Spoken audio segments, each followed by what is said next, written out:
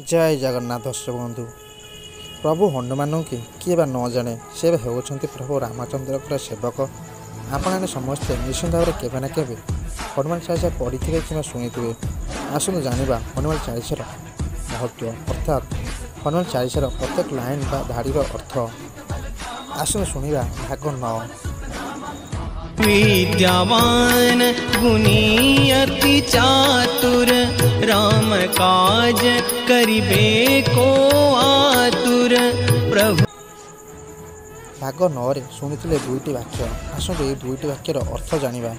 हे महावीर हनुमान आपण अत्यंत बुद्धिमान अटंती, विद्यावान एवं गुणवान एवं महान पंडित अटंती। प्रभु श्री राम कार्य करने आपण सदासर्वदा तर्पर था उत्कंठित भाव में अपेक्षा करते।